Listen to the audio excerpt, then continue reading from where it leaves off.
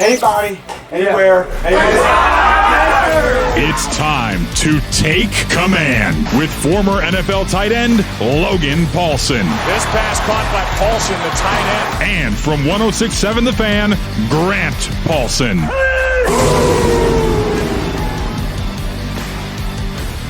Welcome into Take Command with Logan Paulsen, who spent a decade in the NFL. I'm Grant Paulsen. You can check me out on 106.7 The Fan. And speaking of The Fan, you can watch this show, YouTube channels of 106.7 and the Team 980. We got video. Want to watch the program in high definition? You can do that there. Logan, what's going on? How are you? We're just getting ready for 36 inches of snow tomorrow. So, getting the shovels sharpened up, getting some salt out, because that's apparently what we're going to get. A little bit of a light dusting. I'll take the under. It feels to me like the projection for wins for a baseball team just came out at like 126. Yeah. And I'm like, yeah, that doesn't really happen. So I don't know anything. You know more than I do, meteorologist, but that's not going to happen. So, dude, there's no chance it happens. There's like no way. But think about how crazy 36 inches of snow would be. Like, it's such a large amount of snow. Like, I can't even, like, how does that look in my backyard? Like, that covers my fence. Like, what are we talking about here? Yeah, it would be wild. The most snow I've ever seen, you were still a Cali boy, so you don't know about this, but the blizzard of 96. Okay. I want to say that was 2 feet, like in Virginia and King. Oh, no kidding. Yeah. And I mean, it was debilitating for weeks. Like, we didn't go to school for the better part of a month. Right. I mean, no one could do anything. And that was close to 2 feet. And again, we still talk about that. That was 30 years ago now. I was in grade school. So there have been some other really good snowstorms along the way. We had the Snowmageddon right around the 2010 or whatever that was. Yeah, I think I was here for that. Yeah. Good one in 2016. I got a funny story about that. You want to hear a funny story? Let's hear it. So it's, I think this was 2012. So it was like, we got like 15 inches of snow, a lot of snow, right? And my wife is pregnant. And of course, on the night of the snowstorm, she goes into labor. And I've got my little, 2005 Ford Escape, and we're trying to power through like a good 1.5 feet of snow. And so I'm living over in this apartment complex, and I'm like, I don't know what we're going to do. And you know what happened? Got a good buddy living in an apartment right next door. Old Ryan Kerrigan got the Yukon out, and he ended up driving us to the hospital in this, in 1.5 feet of snow. Good Indiana boy getting us out of our lockdown. And my son was born later that night. So it's pretty funny story. That's about awesome. the snow. Yeah. So I was going to say, I mean, what you need to do, one, is find a better vehicle to ride in. Yeah, 100%. But there's also just a binary difference, too, of a person who has driven in a lot of snow and is comfortable doing it. And I'm assuming you are not that guy. You're not that guy, pal. You're not that guy. I mean, obviously, I haven't been here for a while. I've got more reps at it. But in California, like that time, like UCLA Bruin Logan Paulsen. I mean, yeah, you're like zero reps, coach. What is this stuff falling from the sky? And wait, why is the rain not falling like it Kerrigan's should? Like, oh, it's only a foot. That's too bad. It's like ready to go. In Indiana background. That's pretty amazing. But so your kid forever will know that Ryan Kerrigan drove him to the hospital. That's pretty cool. That's exactly right, man. And dude, speaks to the kind of guy Ryan is. Because it was not like it was like at 4:30 in the morning. It wasn't like 12 o'clock on. You know what I mean? So he hooked it up big time. Oh, so is that just a text or a call? What is that? So I texted him, and then I was like, I need help. So I called him, and he's like, hey, what's up, man? And I'm like, hey, it's going down. Can you get us to the hospital? He's like, no doubt. So hooked it up. Hooked it up. I love that. Very cool. But he didn't get. There's no namesake. There's no Kerrigan middle name. Nothing. No, but we always jokes like if Owen ever makes it professionally, he gets a percentage of the contract. So. Okay, I like that. So we're thinking forward investment here, not just we're in it to win it. A name doesn't help you pay the bills, Correct. Not that Ryan needs any help paying his bills. I'll tell you that. Yeah, he wants a cash deposit. Well, I like that, and we're on our way in hockey too. He might actually have a defenseman in the National Hockey League here. So yeah, we'll see, man. I was just reading something the other day, because I do all the sports science stuff, and there was something in there about height and femur length and how it correlates to skating posture, and how really, really tall guys are kind of getting phased out of the NHL because of some new skating techniques that they're learning. And so I think Owen's going to be a big old hoss. So he's got to work on his foot speed, sounds like. So maybe more football, basketball, rugby is in his future. We'll see. Yeah, like your body wouldn't work in hockey necessarily as big and thick as you are. Like you'd be an enforcer. But I mean, there are tall guys like Zdeno Chara was a monster. 6'9", yeah. But yeah, like if you look at like Quinn Hughes as an example right now, just scored the goal for the United States of America to get to the semifinals. He's listed 5'10". I just saw him in person up close. And if that guy's more than 5'9", I'll eat your phone. I mean, I bet you. But he is an elite defenseman. It's all about skating and, as you said, moving your feet. And now with defensemen, you don't even want like a stay-at-home defenseman in the National Hockey League. You want a guy that's a puck mover who can get up and down the ice. But anyway, this is not Take Capitals. This is Take Command. So let's get after it. Logan Paulsen and Grant Paulsen today. All right, so I actually wanted to bounce this off of you and start the pod here and see where you're at on this. I am coming around big time on being in on drafting Jeremiyah Love at number 7. Jeremiyah Love is the running back from Notre Dame who is widely considered not just the best running back in this draft class, but he is pretty much the universally considered top skill guy in this draft class. So it doesn't matter who you talk to or ask. Every single draft person that I have asked this question to has had him as their number 1 non-quarterback. Daniel Jeremiah, Mel Kiper, all the big boys have it that way. And so I'm sitting here and I'm going, well, why is that not a consideration? And there is this logic over the years that you can't or shouldn't draft running backs early, certainly in round 1 or early in round 1. And I don't do hard rules anyway. I don't work in Sharpie or pen. But here's my thought. I'll lay this out and get your thoughts. Should the Lions have not done what they did with Jahmyr Gibbs? Game changer. Should the Falcons have not done what they did with Bijan Robinson? Game changer. Adrian Peterson, Saquon Barkley. If this guy is actually really special, what better way to help Jaden Daniels directly than to draft a running back? See what happened in Baltimore when you bring in Henry with Lamar Jackson, or in Philly with Saquon with Jalen Hurts. And yeah, they're not going to be in the gun as much as they were with Cliff, but even if they lead the league in under center stuff, still a running back is valuable for the run game, play action, all of what David Blau's going to do, marrying those two things. But you're still going to be in the gun half the time. The league leading teams under center still are. So that mesh point stuff, I think, gets better, more interesting, harder to defend Jaden Daniels. And then the last point I would make on this is, if you think about it, everything I want to do is about Daniels, but I think it can make the defense better in terms of, their defense was not good 2 seasons ago. They got to the NFC Championship game. But they played a more complementary, healthy brand of football because they didn't leave the field. They were one of the best in time of possession. Last year, I think they were 29th in the NFL. It's a huge problem. You expose the defense. So everyone's going, well, I've got to fix the defense. And I agree with you. But I think this could help fix the defense indirectly. It's the best thing you could do for Jaden Daniels. And if you really believe this player is special, I just don't give a damn if you're a receiver, a running back, a tight end. Are you a weapon? This guy is a weapon. That's what they need, is weapons. They don't have enough really good offensive players. So that's my case for Jeremiyah Love. I'm not saying I would be upset if they did anything on defense, because that's great too. But I would put it on the same level of being excited about Sonny Styles or David Bailey or any of these other guys. A pick of Jeremiyah Love, which everyone seems to just be saying, no, you can't do that. I'm in on that. I want your thoughts.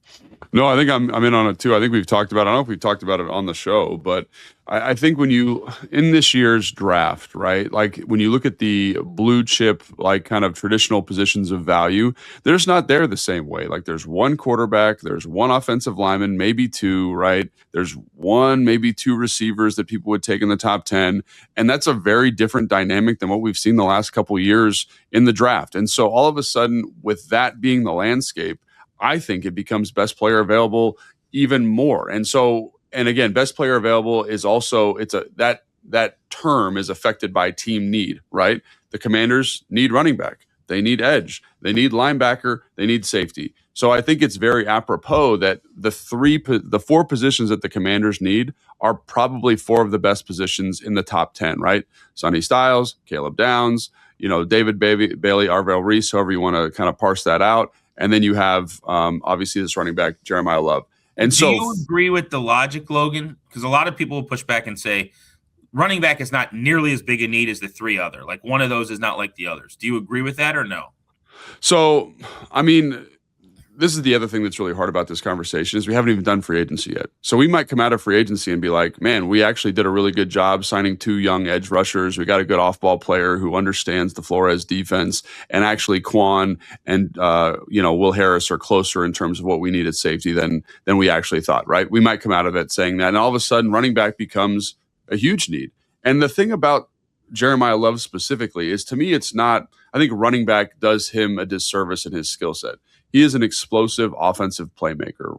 So watching the Texas A&M game last night, and they're running a little bit of mesh, backs on a free release to the flat, kind of a rail, and he makes a one-handed catch, breaks a tackle for a 45-yard touchdown. And I think about that receiving skill set in the same context as like Christian McCaffrey. And if he shows any route running ability, he becomes a third down weapon as well. A guy you can motion out of the backfield, run a choice, run an option route, and find mismatches. Again, like we saw some of that last year with Bobby Wagner in coverage against Bijan Robinson. And all of a sudden that adds layers to your offense. Jahmyr Gibbs, like he is a good runner, but he is a fantastic catcher of the football. And so I look at those traits and those skill sets, and to me, like that adds a layer to this offense that hasn't been here for a couple of years. So in terms of need, in terms of helping the defense, like I think that argument, I understand that argument. You want to possess the football.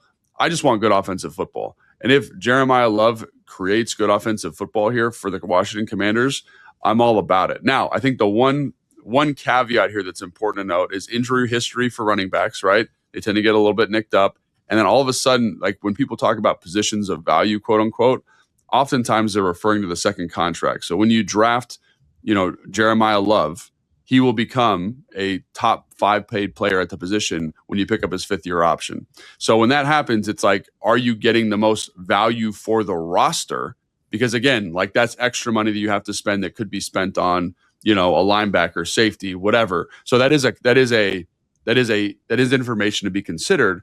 However, I also think it's extremely important to understand that if you hit on Jeremiyah Love and he is Adrian Peterson, nobody cares, right? Nobody cares. He becomes a dynamic piece for this offense for the next 5-6 years. And that is going to be extremely valuable.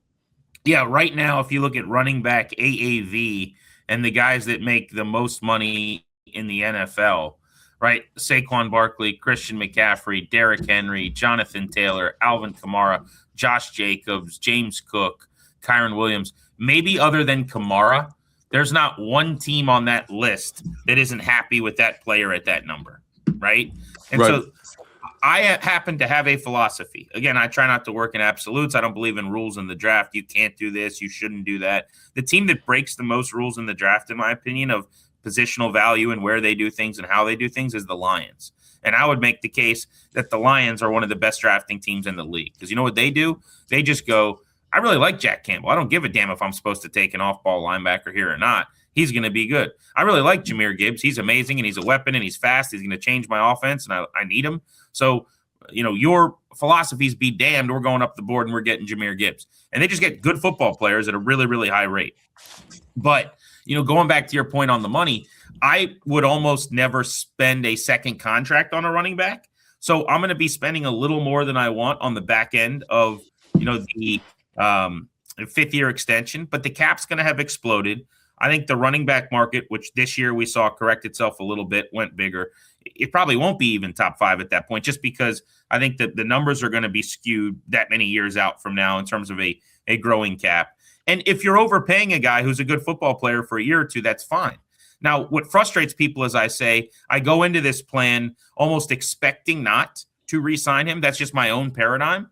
And you can't take a guy in the top 10 if you don't have visions of him, being around for a long time. I'm not worried about 8-10 years from now if I'm Adam Peters. I may not even be here then. I'm not worried about that if I'm Dan Quinn. I'm worried about a couple of years before I pay Jaden Daniels, making him the best football player possible, helping him get back on track this season, and doing the most for my team in this next few seasons. And that is exactly, I think, what Jeremiyah Love would do. But the second contract element of this is important. And my guess is, by the way, Washington would pay him. I'm just saying that, if he is who I think he is, who people think he is, it's just my philosophy that I generally wouldn't look at the market this year. That's the other argument is you can't draft Jeremiyah Love at 7 when there's that many quality free agents. But do you want to pay a bunch of money for a Travis Etienne or a Kenneth Walker? You're paying more money for an older guy closer to hitting that running back wall than you would be for Jeremiyah Love. No, I think that's exactly right. I think the thing here is if it's a hit, there's no issue, right? I think that's the thing it comes down to. And I do think this team, we're going to talk about in the second block here a little bit, is I think it's uniquely qualified because of the offensive line and where they're at right now to accommodate a running back. However, I love that you brought up the Lions, because I think the one thing about the Lions is that they encapsulate this perspective is like, you can go positions, non-positions of value, right? So linebacker, running back, they trade a bunch of draft picks and draft a third-round receiver, and Isaac Tesla, who ends up having a really kind of explosive rookie season in terms of catches, like highlight reel type stuff. But you have to hit on the pick.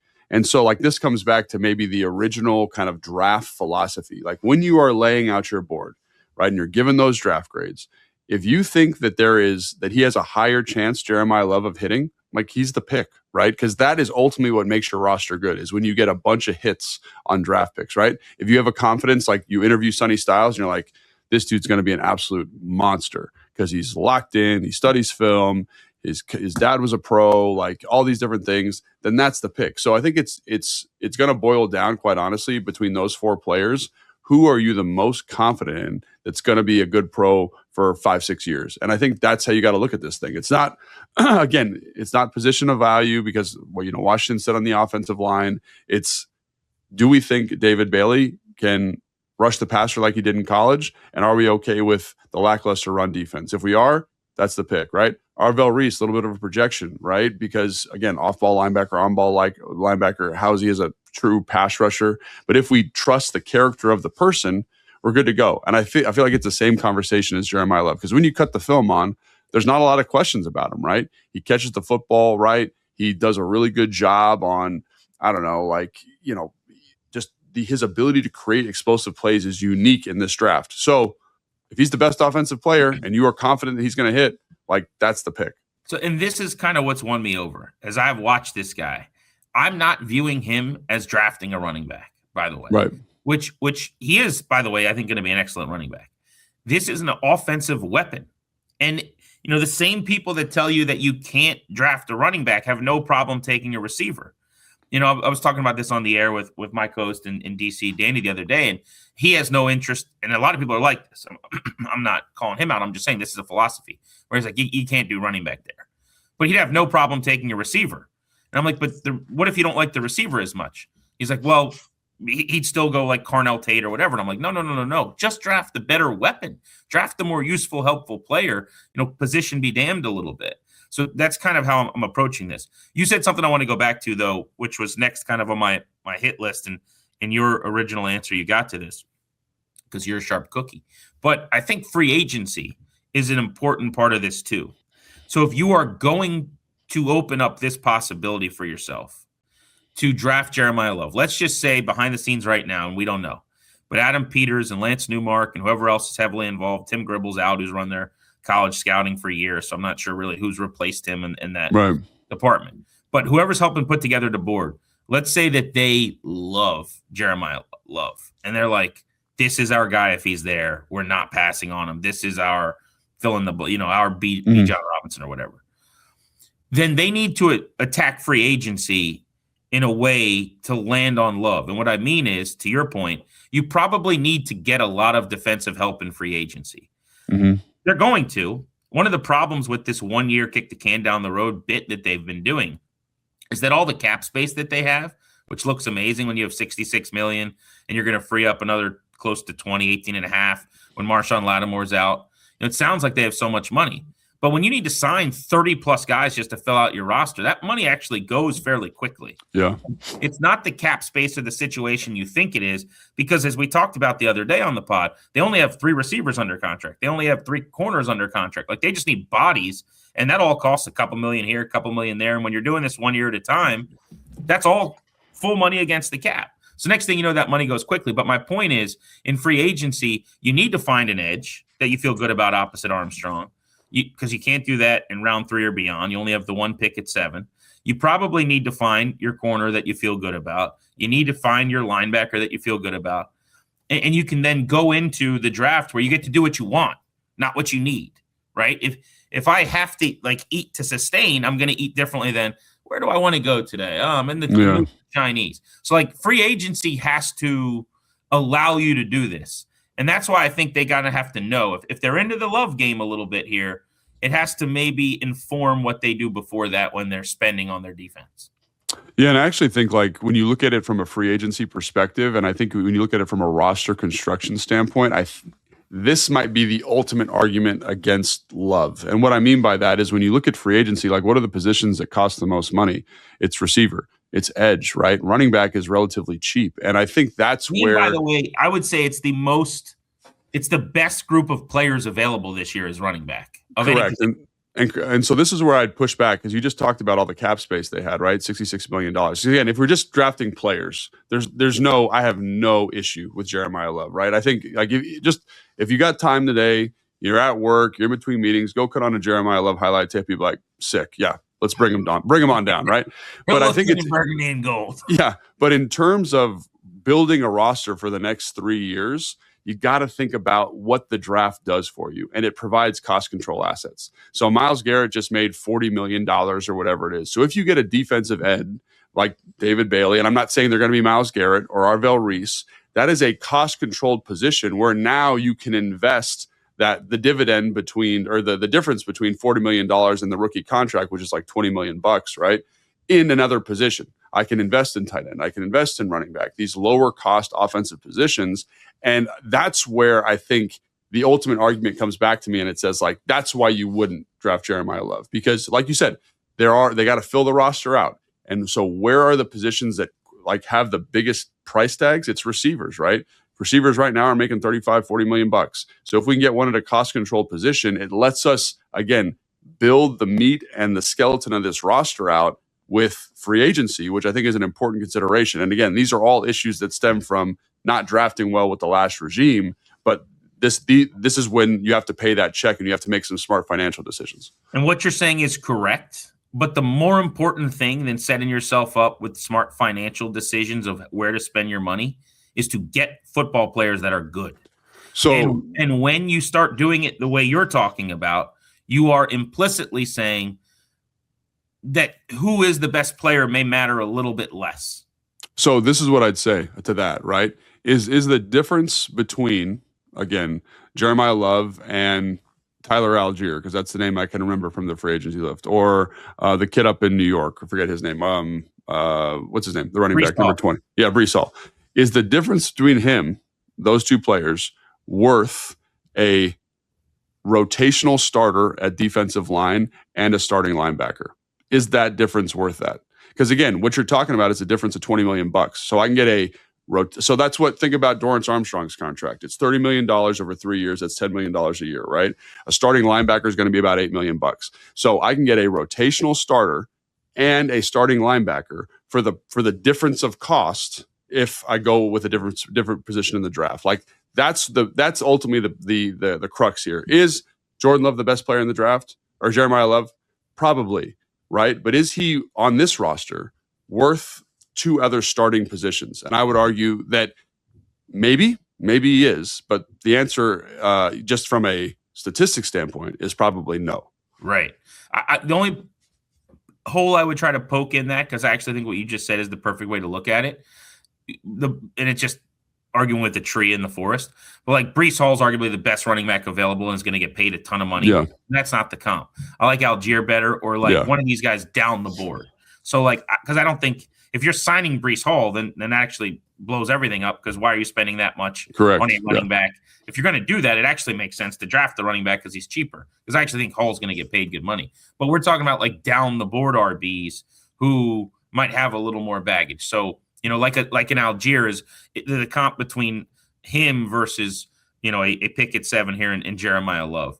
And there's also, we haven't gotten into this, but like they do have Bill, who they drafted, I know it was a 7th round pick last year, but has flashed and shown some things. We were very high on him. You know, Chris Rodriguez. So there is some guys at the position that you like. There's a couple other things I want to get into, including a paradigm on offense versus defense this offseason. So let's do that next. It's Take Command, Logan Paulsen and Grant Paulsen.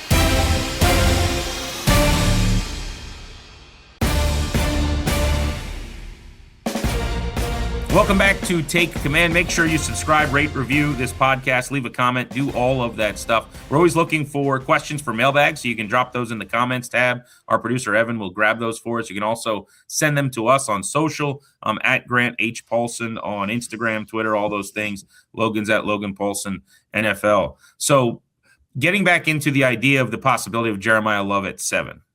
So there's two other angles of this I want to hit. The first is comparing him to the defenders, right? I do think the way this draft's going to work out, with Mendoza being a pick, probably one receiver going and one tackle going, it would be really, really low percentage to assume that none of the quote-unquote top defenders that we keep talking about are going to be there. So either Bailey or Reese may fall into their lap, or Sonny Styles or Caleb Downs. All of them aren't going to be there, but one or two of them might. And so just the idea of drafting Jeremiyah Love probably gets a lot easier if all those guys are gone. But I do wonder if one of them is staring you in the face. And this goes back to what did you do in free agency? Like Styles versus Love, or let's just say Bailey versus Love, does make it a little bit more complicated. Yeah, I think that's the thing that I'm gonna like. So I was doing a show the other day, and one of the guys was like, "Who would you take?" And I was like, "Of those 4 players, like I'd be extremely happy with any of them." I think when you have to compare them across and say like Sonny Styles versus Jeremiyah Love, and you have to actually make that decision, that becomes a little bit more challenging. Or Arvell Reese versus Jeremiyah Love. And I think that's maybe where my bias comes in, is because right now I would kind of layer it in terms of need for the Commanders. I'd probably say edge is going to be a priority. And I think Arvell Reese could be special. I think David Bailey could be special. And so because that is a position of value, intrinsically in my mind, I go, well, I'm going to lean that direction. And again, because I think those are really good football players. I think they're going to make a difference for this team. And then you kind of say between Jeremiyah Love, Sonny Styles, and Caleb Downs, again, positions of not value, what direction would you go? And in that conversation, I would go Jeremiyah Love kind of in a heartbeat, because I just think he would add so much to this offense. But again, like if you went Sonny, there's no wrong answer there. But again, like that's the interesting part about it, is for whatever reason, when you take the 2 edge rushers out of it and you're kind of 3 positions of traditional non-value, it's like Jeremiyah Love just seems to make so much sense there.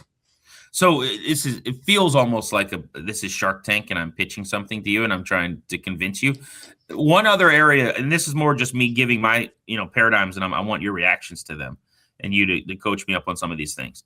But here's the other way I've thought about this. Again, 2 weeks ago, I probably said it on the pod, I ruled out Jeremiyah Love. Like, you can't do that. And the more I watched him, I'm like, you know what? Yeah. Actually, you can do that. Yeah. And I think the way that I view it is what you just said. Like, there's 4 or 5 guys that I'd be completely fine with. There's 3 or 4 guys that I would love. He's one of them. And if they take Bailey, I'm elated. If they get Caleb Downs, I feel really good. If they take Sonny Styles, I am jacked up. Like, it's going to be hard to screw this up on draft night. Now, the player has to be good, and if they don't pan out, you screwed it up. But on draft night, when you put your head on your pillow, there's like 4 or 5 things right now that could happen that I would feel great about. And Love has become one of those, I guess, is how I would count how I'm feeling. But here's the last point I would make. I care so much more about the offense than the defense. I think what is happening this offseason is because the defense was so egregiously bad, we are over talking about how important it is that they build up this defense. We are also doing this podcast at a time where the Seattle Seahawks just rode their defense to a Super Bowl with Sam freaking Darnold. Not to be disrespectful, he's a pretty good player, but like that is changing the math, it seems like, for everybody. And I don't know that it necessarily should in this league the way it is built right now. I point to 2 seasons ago. Everyone acts like their defense was much better or like pretty good 2 years ago. It was not. Their offense was so great, and they made more plays. They took the ball away more, which I'm confident they'll do with this defense now. I don't care if the defense is really good. Like, yeah, if I could touch a button and I could be Seattle, I would do that.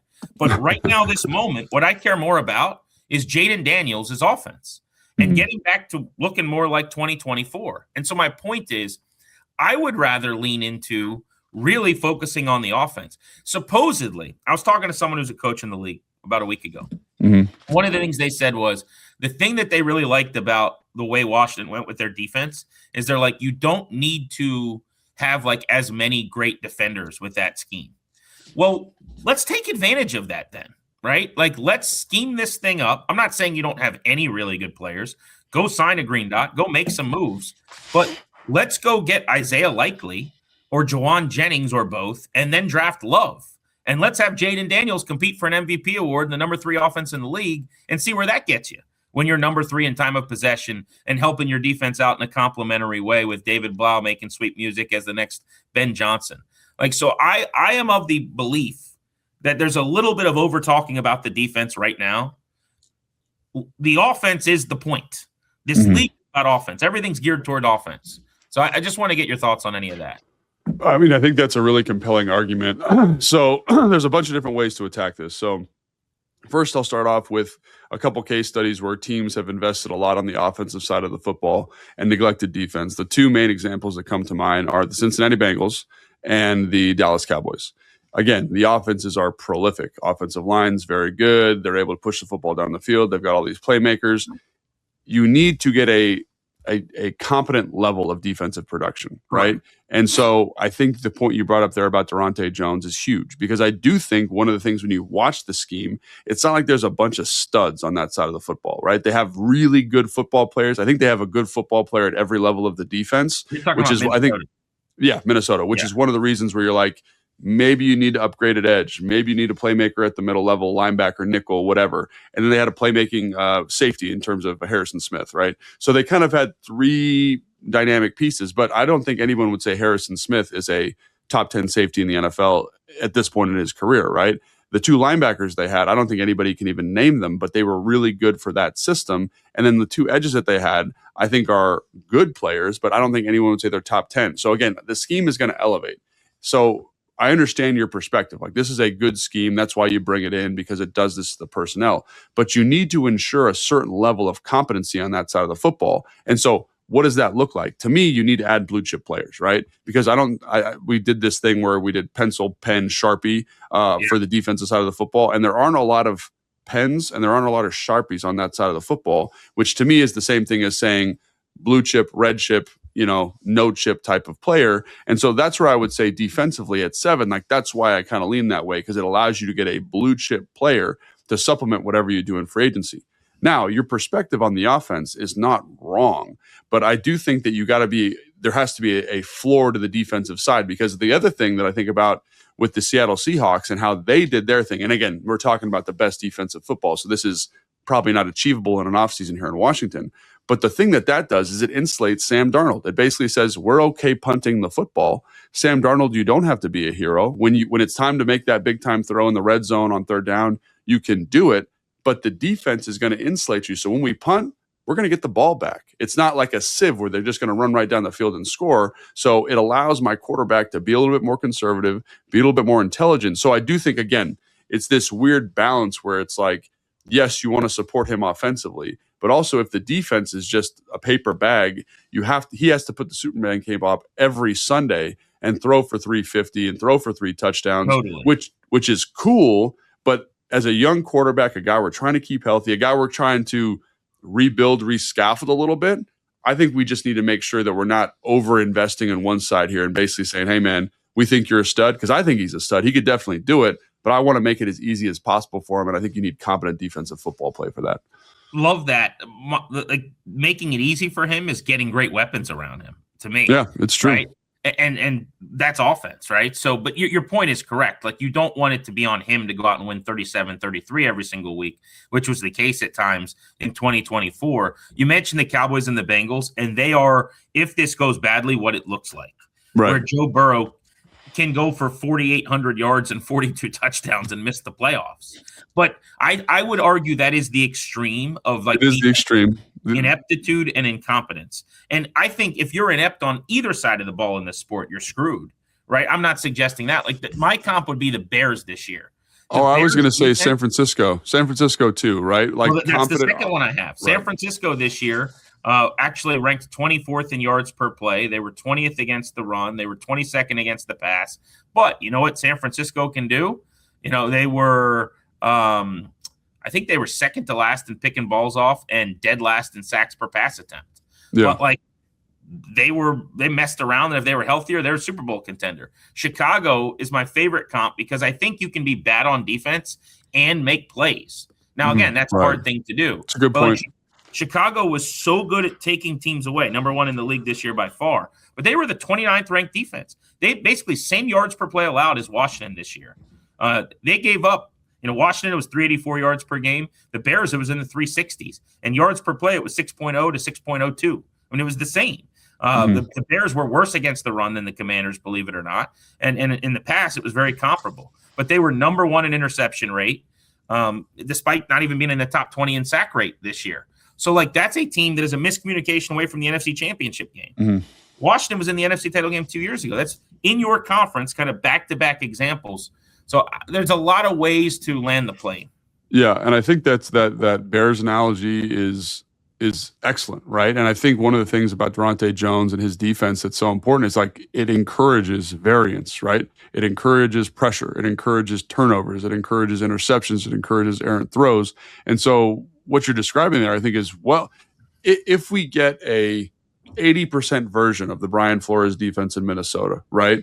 Or even if we get, a version of the Zimmer defense when he was in Dallas or when he was in Cincinnati or when he was in Minnesota, that defense is encouraging variance on third down specifically. And if you just increase the fader, like we talk about percentages and analytics here all the time, if you increase the turnover percentage by 10%, you are a excellent defense, right? Where, again, you might give up a lot of yards, but you're going to get turnovers. You're going to put the offense in position to be successful. So I think there's a lot of ways to do this, right? And I understand supporting him offensively because I think you want to, right? I think that's important. One of the things I was thinking about while you were talking is would the Commanders take an offensive lineman at 7?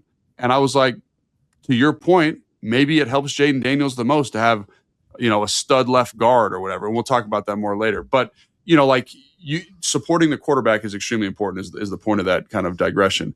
But you need to get some type of competency on defense. And it doesn't need to be great, like you're saying. I think, like you said, San Francisco was in the 20s in a lot of those categories. And the Bears were bad in some categories. But they were able to get a lot of turnovers, put themselves in good position to be successful. And they were able to support the offense in that way. And I think that's what ultimately I'm talking about. Because like you said, that's the best case scenario with a kind of poorly manned defense. The other way is Cincinnati, which is a non-tenable solution. But I do think we're kind of saying the same thing. There's different ways to get to defensive competency in this example. The Lions this year were 18th, middling defensively. Last year, by the way, when they were the 1 seed and got shocked by Washington at home because they turned the ball over 5 times, they were 27th on defense last year as the number 1 seed in the NFC. Now, someone could say, yeah, they gave up a ton of big plays to the Commanders and lost because of it. And that's true. They were super banged up at the end of the year. But they also went for 500 yards. And if they don't turn the ball over, including a pick 6, 5 times in that game, literally, Jared Goff, they're probably playing, certainly in the NFC title game, we know, and maybe in the Super Bowl. So I just think that we were very much prisoners of 5 minutes ago. And we're Seattle's defense, the Rams defense. And it's yeah, you can't, that is definitely a way to do it. But Washington is to me, how do I want to say this? They're 70% of the way in another direction than doing the defense being really good. I see. Yeah. I see it's what you're saying. You want to turn the car around. They're close to, in my opinion, if Daniels is who we think he is and who everybody says he is, they're a lot further down the road of the awesome offense, you would think, than there's Seattle over there. Let's do it that way. Let's turn the car around and go defense.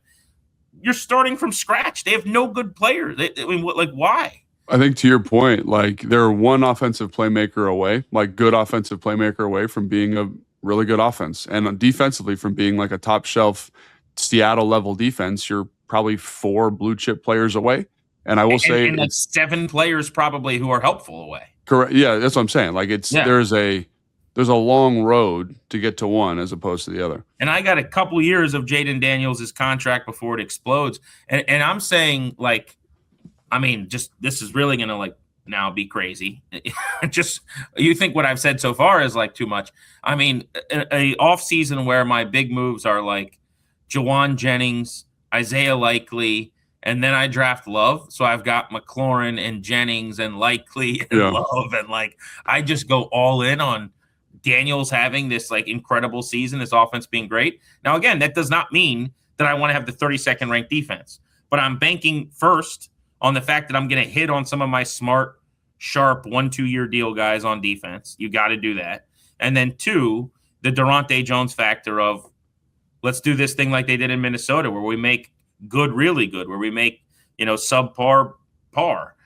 So that would be a big part of it. We should talk about the offensive line, too. You've teased that a couple of times. That's something that we wanted to chat about today, and we'll explain why next. It's Take Command, Logan and Grant.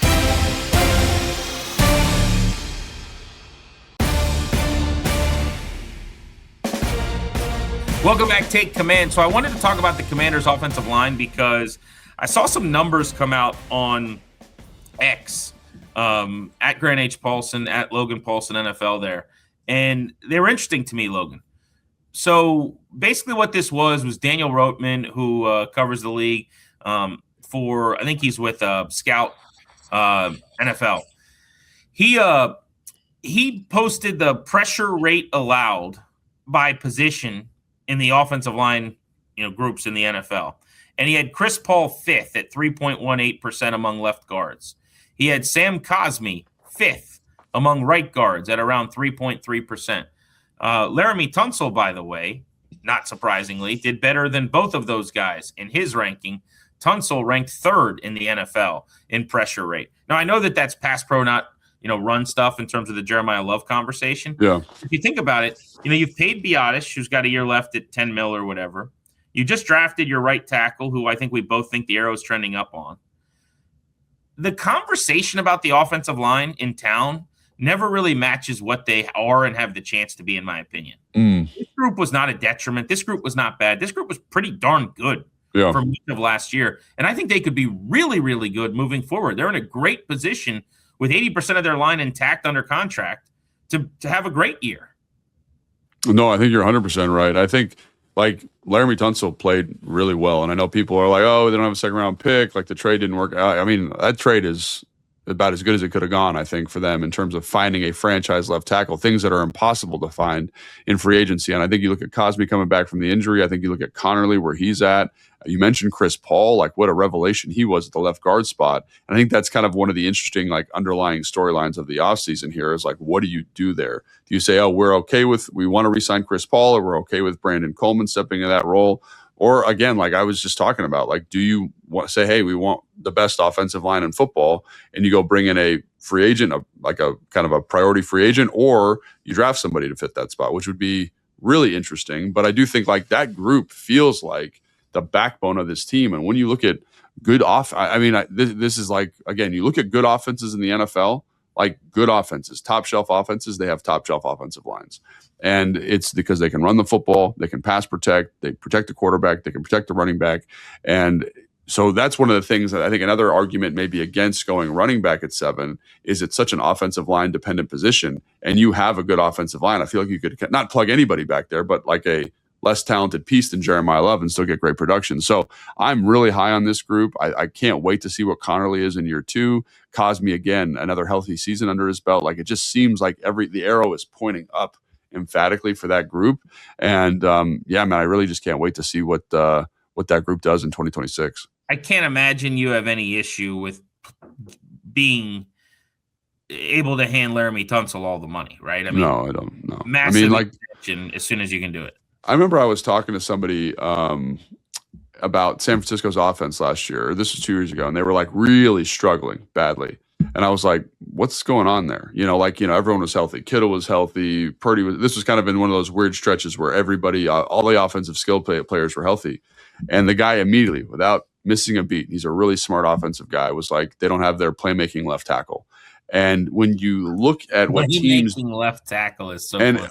And I know that's a funny bit, but when you have when you again look at Tristan Wirfs in Tampa Bay, look at Penei Sewell in Detroit, you can put that guy on an island. He can win one-on-ones in short yardage, moving people off the spot. You can pull him to the perimeter.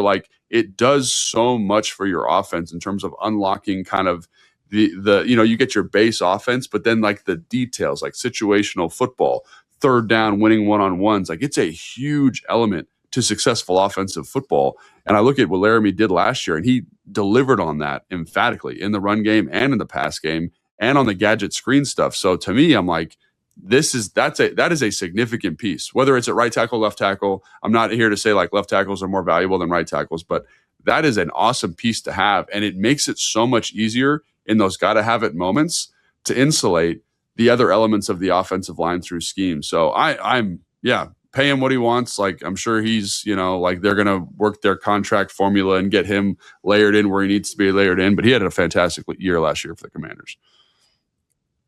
If you look at Laremy Tunsil, he's going into the final year of his deal. He's 32 this football season, and he's going to be making 24.9 against the cap, which is actually a bit of a discount based on the performance. He's going to want new money because he doesn't have anything guaranteed beyond this season. So this is a McLaurin situation where either you pay him before camp or you would have a holdout that lingers into the summer. I'd imagine this is the ultimate no-brainer where they don't play games here and you just like this guy's a fringe all-pro. He got completely snubbed when it comes to Pro Bowl, certainly, although that doesn't matter anymore because Shedeur Sanders made the Pro Bowl and all-pro, right? But he's one of the 5 best left tackles in the league. So what are we doing here if you're not willing to pay that guy, especially after you gave up a bunch of picks for him? McLaurin, you inherit, not that he's not a really good player, but he's not like AP's guy. This is AP's biggest, best move since he got here, was trading for Tunsil. So it should just be such an easy nothing burger to now pay him.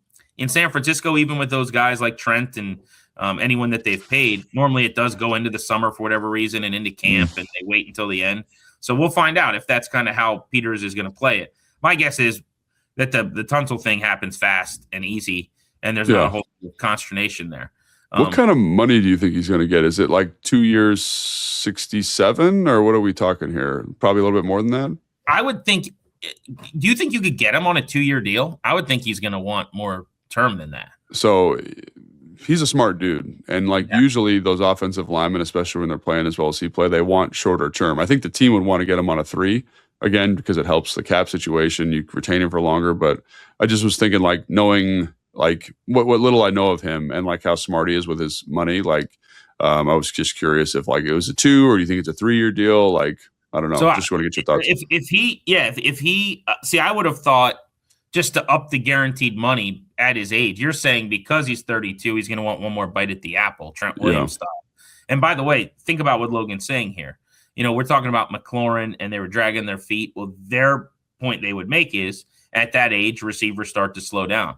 That's not how left tackles are viewed. I mean, when you look around, these guys can still play at a very, very high level at 34 to 36 years old, which means another, for him, 3, 4, 5 seasons. So Logan's even saying he may want to do a shorter deal to get back into the market to put his hand back out in a couple of years.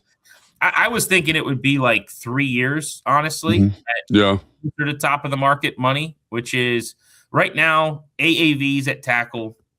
You've got Slater at 28.5. Trent at 27.5, Charles Cross at 26.1, and then Christian Darrisaw at 26. Okay, so I was a little high there with that number, actually. Yeah, so that makes sense, yeah. So I could see something like, 3.85 to 90, right? Something like that. Mm-hmm. That makes sense. You guarantee him at part of the third year, it'd be over. I don't know. The first 2 years would obviously have to be guaranteed, but whatever it takes to get him done at a league market level, I'm in on. It's going to be expensive. I'm in on doing that. Yeah.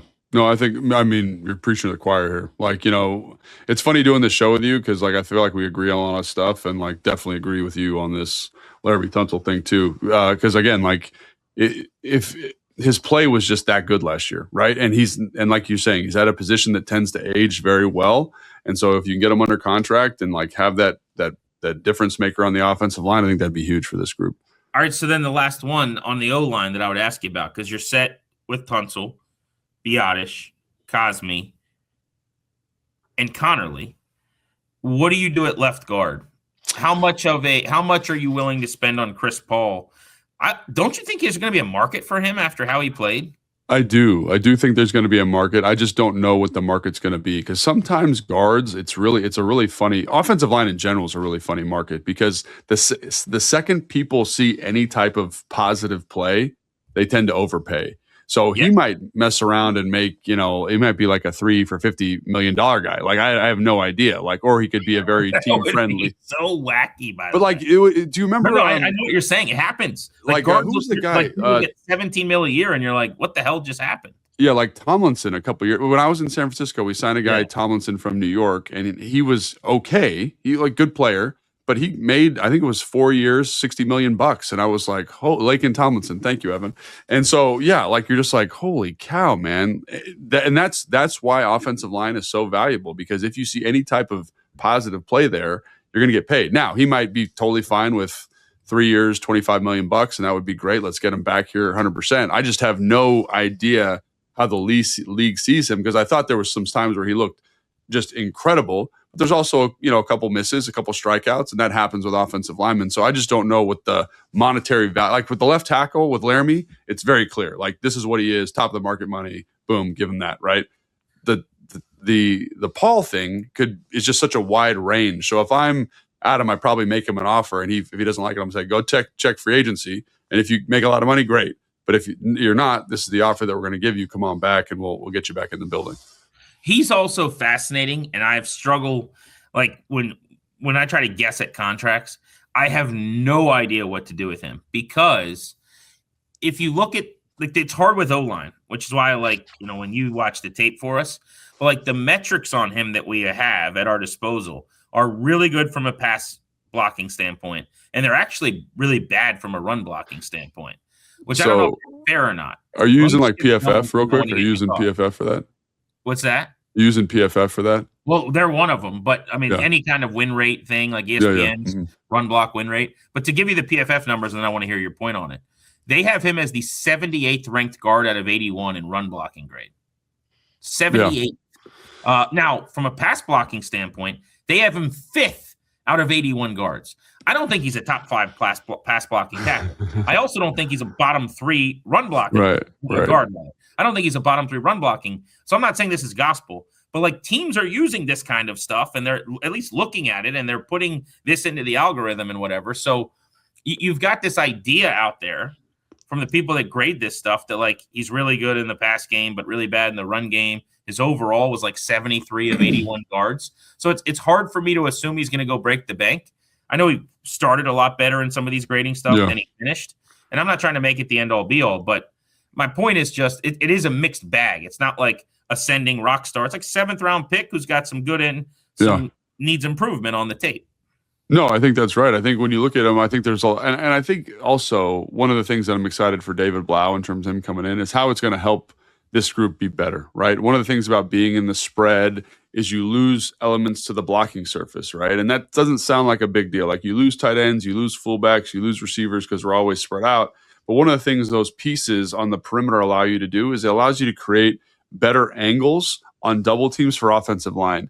And so in the spread stuff, sometimes it's just tough, man. Like the way, like where they have to go, how they have to get there, the footwork they have to use, the amount of run stunts they get because they didn't run a lot of outside zone. They didn't attack the perimeter at a high level. Like it just made it hard for those guys. So I'm encouraged by David Blau in terms of saying like he'll help with some of that stuff. But to your point, like if that's the metric you're using, and I think there are things to support that metric, there are things that I've seen from him on tape that go against that metric, and I think it's probably somewhere in between. Can I just get a direct thought from you on why is he rated so poorly as a run blocker? Like you don't see it that way, do you? No. So I think again, one of the reasons I talked about that is because the challenges of running the ball in spread is you see a bunch of really hard looks. And so one of the things that stuck out to me is like just looking back at the first Dallas game, for example, like he's in a combination, right? And the picture is one thing when the play starts, but they're bringing like this nickel pressure, right? So the end stunts. So he's kind of soft on the double team with the center, right? He has to then bounce the defensive end that's looping while Laramie's pushing out. Like people look at that and say, oh, that's fine. That is so freaking hard to do. Like I'm on a double team with my eyes at the linebacker. I feel this late and I'm kind of like half catching it. Like, so he ends up getting a minus on that play because the guy makes the tackle. But like, that's not fair, right? That's like a really hard position to put him in. And again, the type of run game that they deployed, that happened a lot. You know what I mean? So I think like, and that's nobody's fault. Like every system has pros and cons. That's one of the difficulties of running a spread run game system is you get this movement. You gotta really be on your stuff, and you're seeing more guards have lower grades in general because of all the movement teams are presenting defensively. So I think there's hard things that he had to do last year. I think he played pretty good, and I just have no idea how the league's going to value a kind of a guy like you said that's ascending in certain areas, looks the part, physical play strength, because the league does crazy stuff with offensive linemen. Like what was that year? That was 2 years ago with Carolina, where they paid both those guards. Dude, like that was so wild. Yeah. Do you remember that? I think it was more than 2 years ago, but maybe you're right. It was Bryce Young's like second year in the league or whatever. Yes. So 3 years ago. Like, let's just spend all the money on these guards who are okay. Yeah, and you're like, cool. Like those guys are good players, but like I wasn't expecting them to make like it was like 4 years, $85 million, and you're like, cool. Love that. Yeah. You can do that if you want to. Before we go, Spot Track. Evan dropped this into the chat. So they give you the contract or market value is what they say, but it's essentially a prediction on what a guy could get. And this is, again, I would say this about PFF grades, any kind of numbers I throw out there on the pod. None of this is gospel. It's just information, right? But they say for Laramie Tunsil, the market value would be 4 years and 116, which is right around 29 per, which is kind of what we were talking about. But they're saying, a 4-year deal, which I actually think the team should be more inclined to do. Love that. Yeah. Because you can kick that down the road. If you're Tunsil, by the way, I know what you're saying where you can put your hand back out. This guy's battled a lot of injuries recently and just like been banged up. I would not look that gift horse in the mouth necessarily. Like I'm not guaranteeing that 2 years from now, I'm still I'm going into this a fringe all pro. Am I definitely 2 years from now in that boat? And what is my health situation? So if I could get, if you're talking about 116 million, you're talking about close to, 65, 70 million in guaranteed money or something possibly, or 60 plus million, at 32 years old, that might be one last big bite at the apple, might be better than two okay ones. I don't know. Yeah, no, it's a good point. And by the way, he reps himself. You know this, but people may not. He does not have an agent who's going to negotiate this. Like Laramie does it himself. Yeah. And again, really smart dude, really good with his money. Like, so whatever he wants to do, he's going to find a way to get it done. But and that always, I think, is an interesting element to these negotiations because you can't negotiate with a player the same way you negotiate with an agent. So it makes these interactions a little bit more difficult. Like I have an agent, I'm really close to him. He's like one of my good friends. And it's really funny hearing him talk about contract negotiations because it's like he has to buffer a lot of what the team says to him, right? Before it gets to the player. He like filters the negative feedback out before he gets to the player. And so here you lose that kind of sounding board, which makes these always a little bit tougher. There's an element of like baseball arbitration. Where, for people that don't know how that works, like the player says, the agent for the player says, this is what I'm worth. And the team says, this is what we think you're worth. And then if they can't agree to something in the middle, they literally go to court where a third party decides who's right. And there's no splitting the money. So there was a situation where the best pitcher in baseball this year, this lefty from the Tigers named Tarek Skubal, his agent was like, he's a $32 million pitcher. And the team was like, no one's ever gotten more on that as a pitcher than like $20 million in arbitration. We're just going to give him $19 million. Right. And so then they go to court, and it's not like you can get 26. It's like you're either going to get 19, the team wins, or 32, you win. He actually won and got to 32. The team looked like fools. Wow. But imagine that. And you have to sit there as they just say all the reasons why you're not worth $32 million. Right. It's the same thing here. Same thing here, for sure. Yeah. All right. That was fun. Take command. Logan Paulsen and Grant Paulsen to kick off another week of pods. We've got them coming out 3 times a week now. Appreciate everybody checking us out. Thanks for watching and listening. We're back in just a couple of days.